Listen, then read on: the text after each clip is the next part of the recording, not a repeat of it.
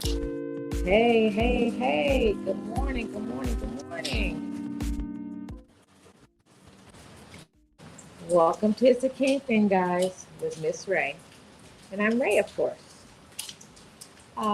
This morning I sent out you guys a little inspiration, showing you guys the water and saying, how good God is.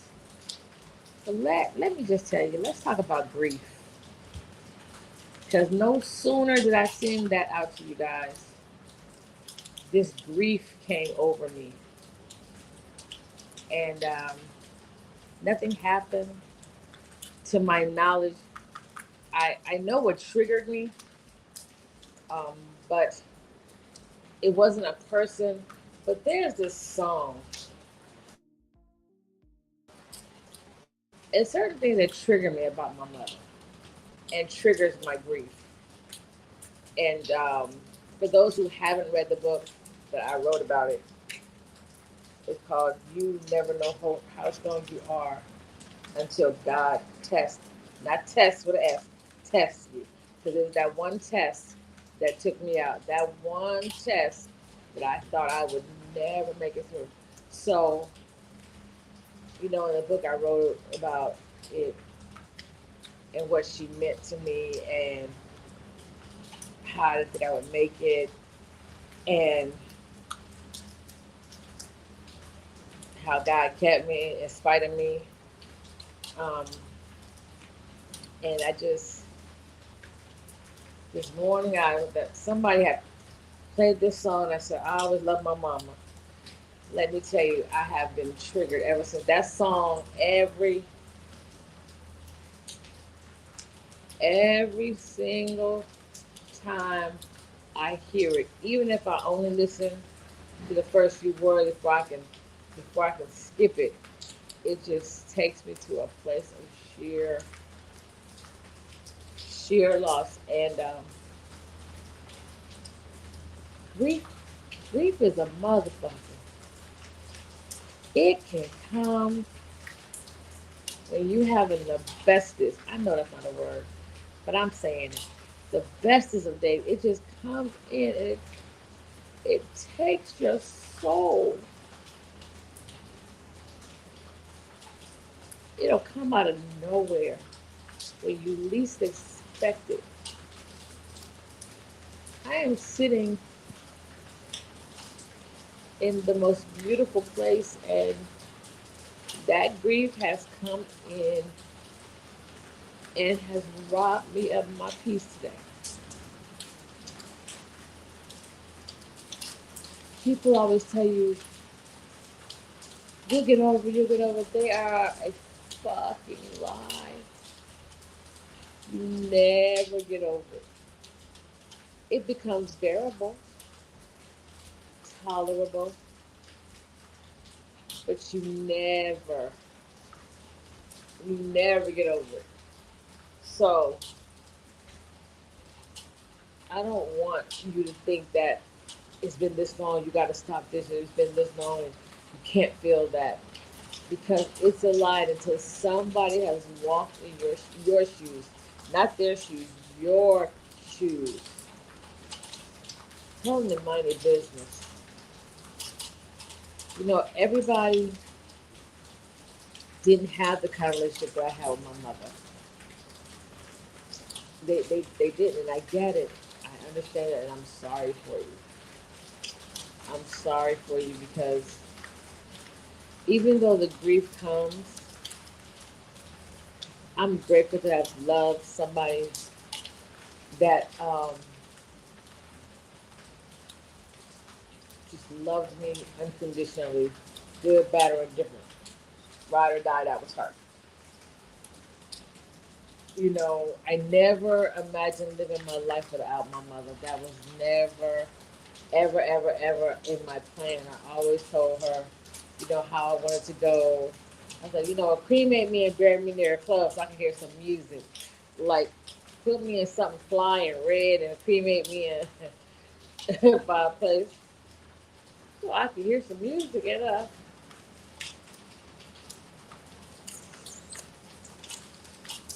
she would say, girl, don't say that. Like, mommy, I'm going to go before you. I'm gonna go before you. And she was like, you don't know that. You're not going before me. And I was like, yes, I am. I gotta go before you because God know I can't make it without you. That was what I said, and that was what I stood on. And boy, did God have a different plan in mind. Grief it'll make you say things to people that you don't mean. It will make you do things that you don't want to do because you just start acting out of control.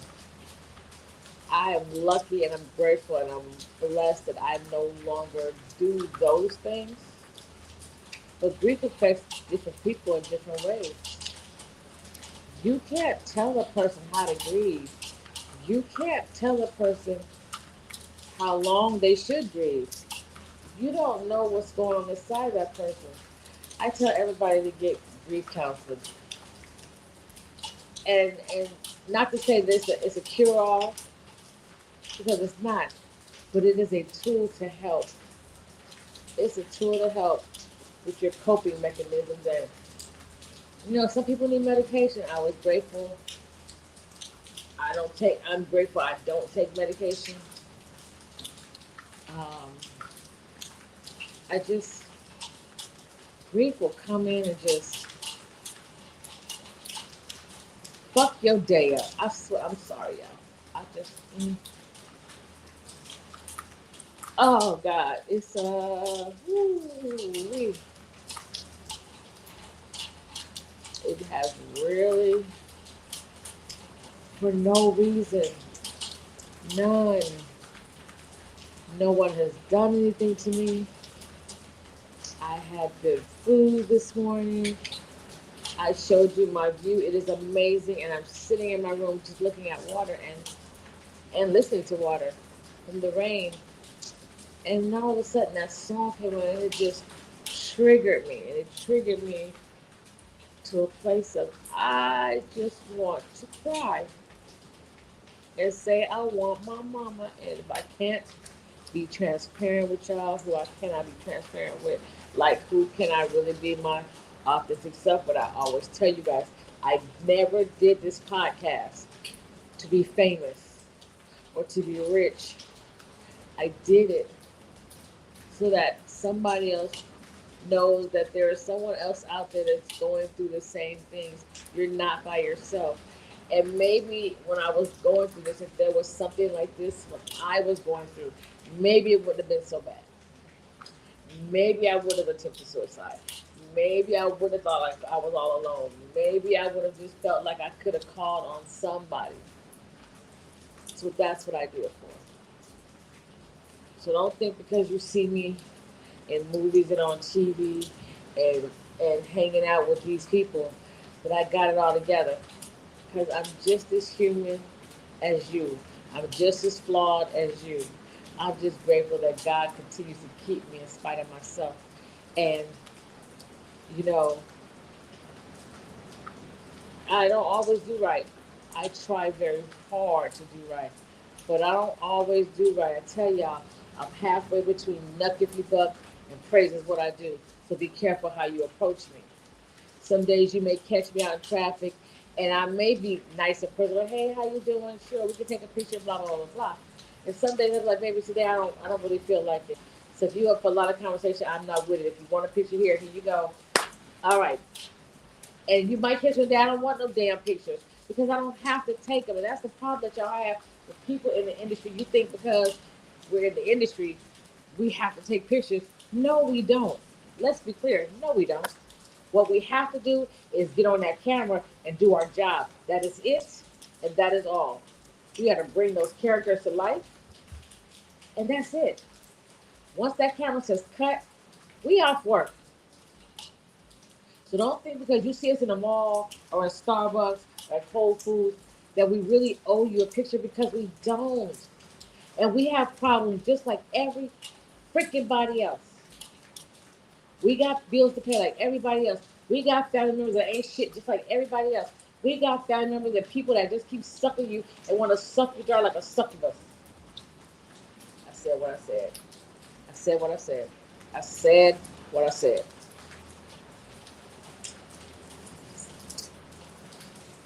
So please, just if anybody in the industry doesn't want to give you a picture, just understand you don't know what went on with their day.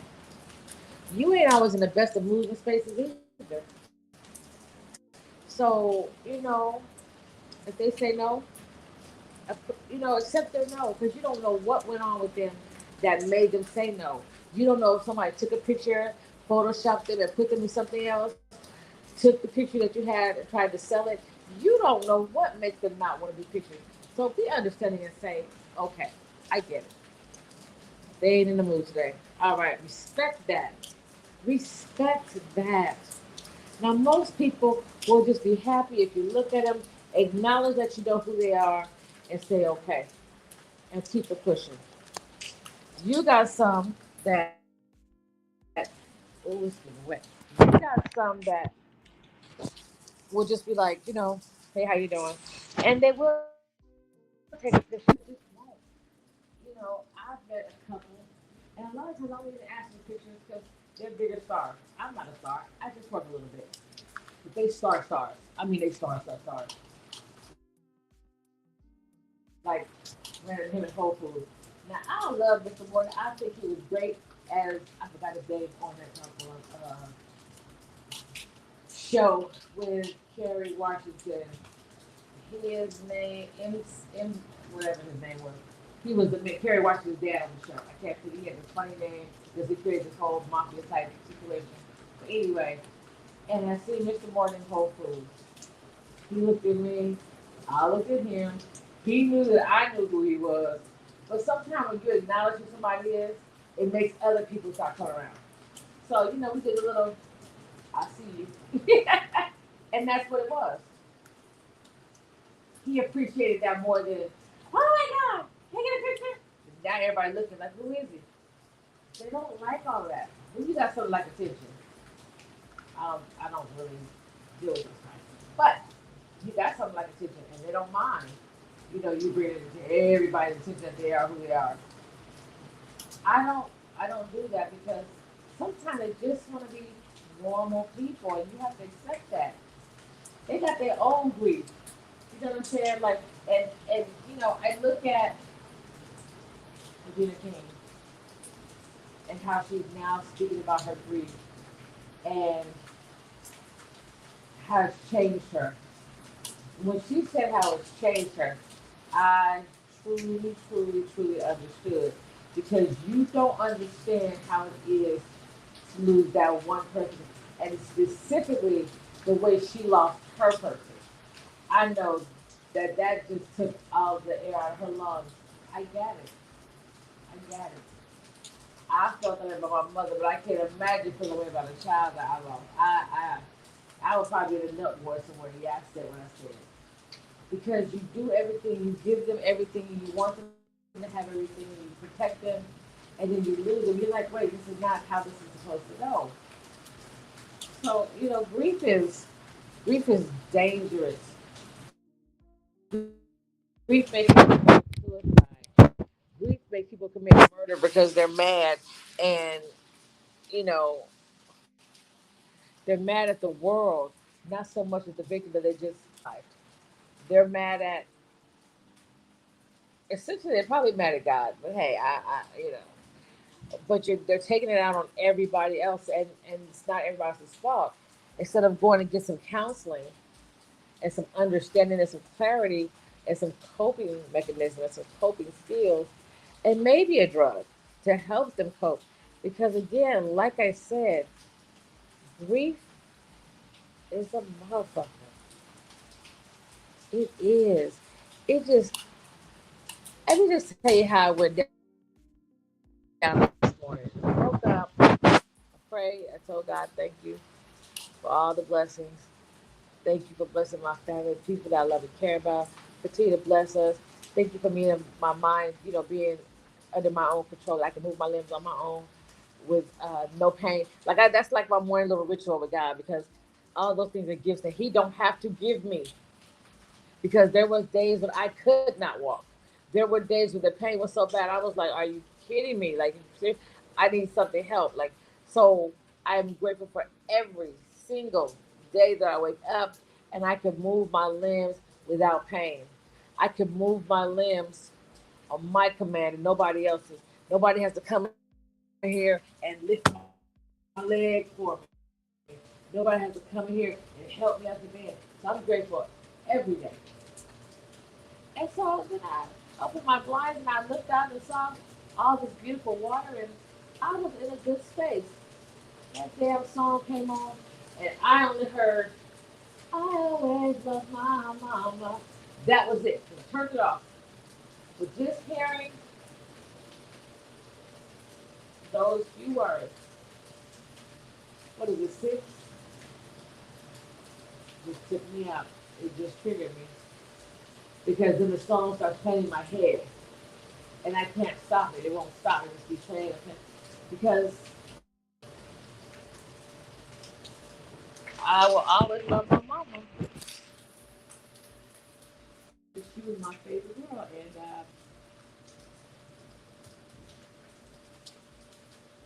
I wouldn't wish this type of grief on my worst enemy.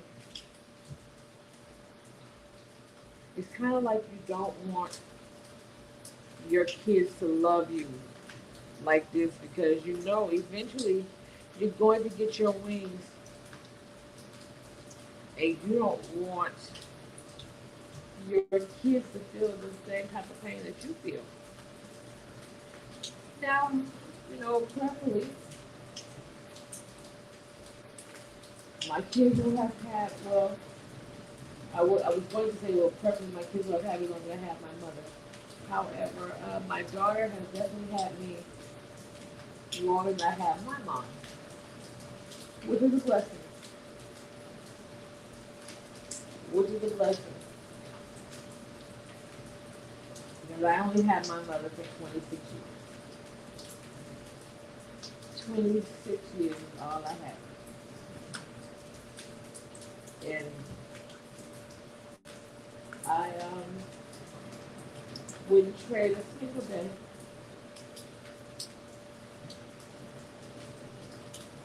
I would wish I could have more time. Of course. She did give me a wonderful godmother who I love beyond any words I could ever explain. I remember she told my mom told my godmother, she said, now listen, Nicole gets her ass in some shit. So she said, we don't hear from her. You better call and check on her because she probably doing some shit she got no business doing.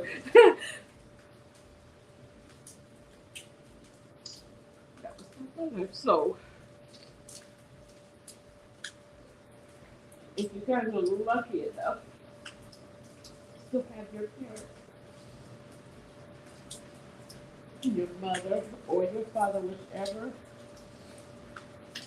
make sure you love them because you only get one. And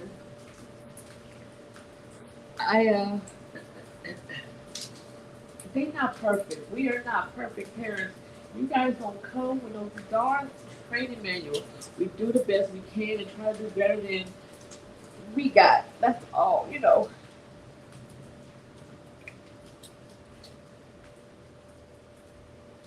Just it's not easy to be a parent, a real parent, a hands-on, involved parent. Not no goddamn YouTube or reality TV parent. There's a distinct difference. That shit is not real. I need y'all to stop believing it's not real. When your kids are sick in the morning, sick at night, sick in the middle of the night, it's you there by yourself with your kid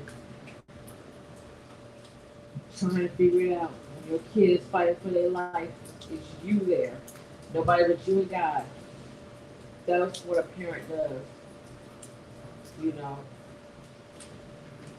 I remember when I moved after I had my daughter, which I think was really my mother's baby, but I mean,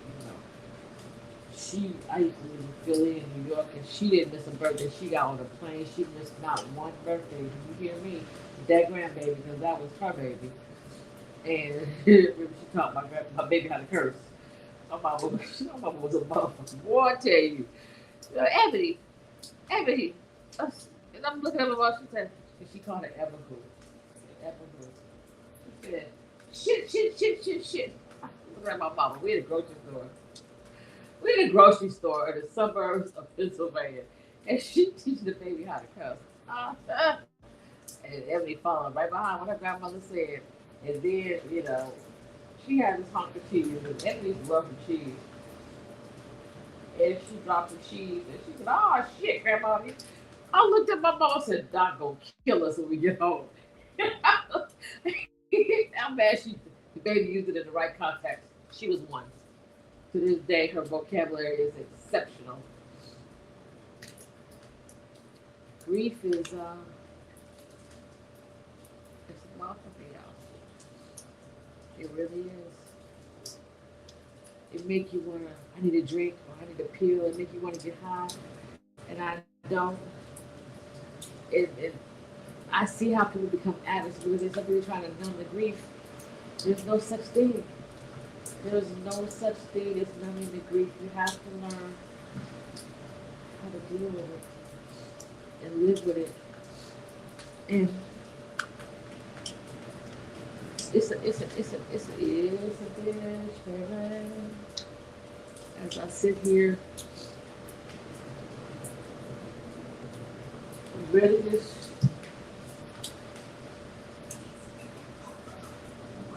knowing that my mother is watching me and she's probably sad that I'm crying again.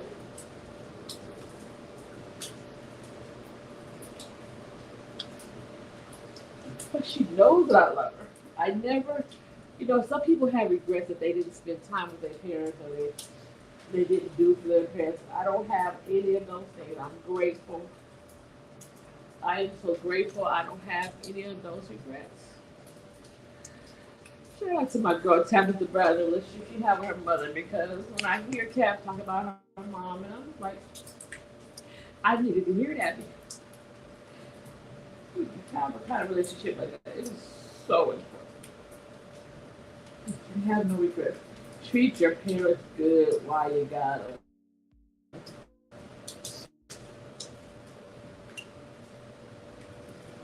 Because when they go, I wish I would have did this. I wish I would have did that. I don't have those problems. I just wish I had more time. I didn't have enough time.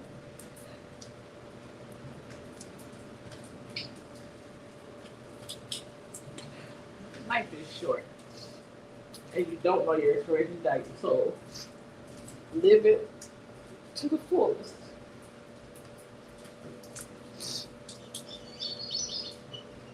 If you don't, when it's over, it's over. You don't get a do-over. You don't get a, oh, wait, I didn't get to do this, I didn't get to do that. That's not how it works.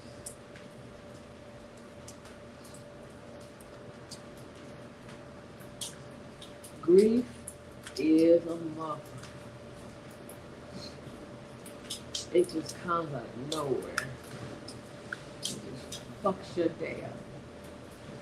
But I'm not gonna let it fuck my day up today. I'm gonna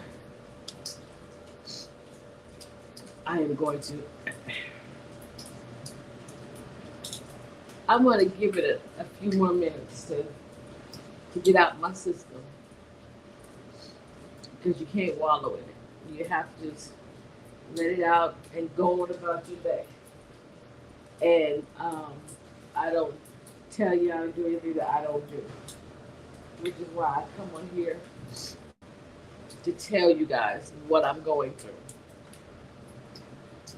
Because grief will come out of nowhere, and because for those of you who read the book and know my story, you guys know that when I was in the thick of it, I did attempt suicide twice. But God, I'm not there anymore. I'm grateful. It doesn't mean I also have the grief though. And it doesn't mean that all my days are sunny, because they're not. As you can see today, and this is why I'm on here. Yeah, you see me on Instagram, on TV, on in the different movies or whatever. But there are some days that I have to coax myself to get into character because I can have had one of those triggers.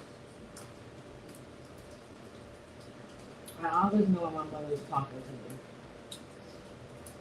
because there'll be certain songs that will come on either the radio or Spotify or Pandora that never play except when she's talking to me. Or I'll find a dime. Shout out to Tabitha Brown again. Or I'll find a dime and I'll know that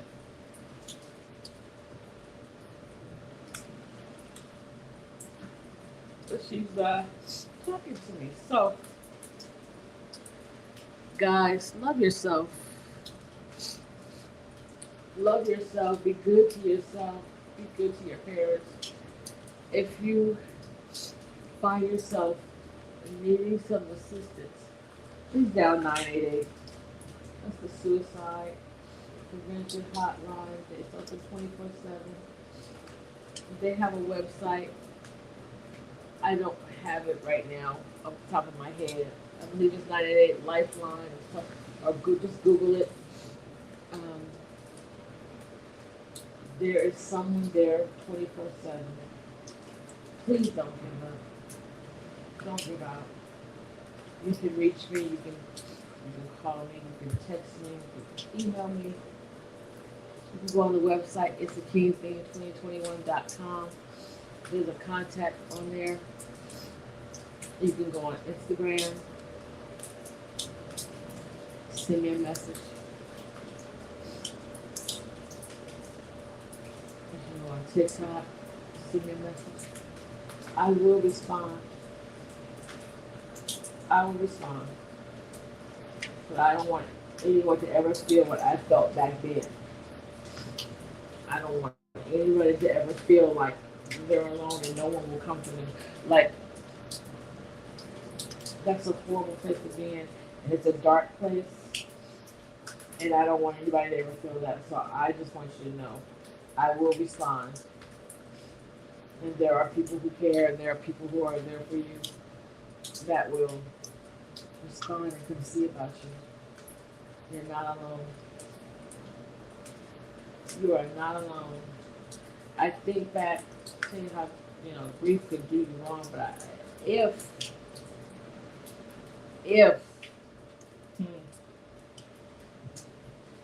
if I would have succeeded in what I was attempting to do, I would not have my fine son.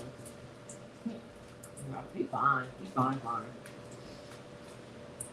Little grandbabies, that y'all know I love and adore. I didn't have them. And if I did, they wouldn't know me because I wouldn't have been here. I would not have been around the world. I would not have achieved my paralegal, getting ready to go and study for the bar. I would not have achieved my homeless foundation. I shouldn't say it like that. I would not have achieved my foundation where I feed the homeless, making care bags for them. I would not have written a book. I would not be currently working on the script to the book. I wouldn't be on the TV show that you see me on, the movies that you see me in, had I succeeded. I wouldn't have all the great friends that I have that I can call on had I succeeded. I just always give God the glory. Give God the glory because He didn't have to at all. And I'm grateful that He did. Because some can't say the same. Some succeeded. My best friend Leon Wiggins III, he succeeded. He left me right here without him. So God kept me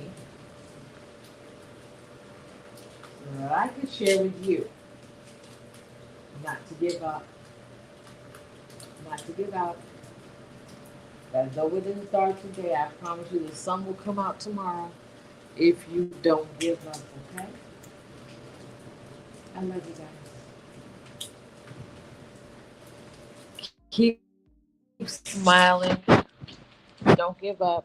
Don't give out. Here's some Race from Ray. Woo. Thank you for coming to the podcast. It's a King thing. Make sure you like, click, and subscribe so that you don't miss any episodes. Okay? You guys have an amazing day. And if you don't you dare go mess up anybody else's, in the words of my girl Tabitha Brown,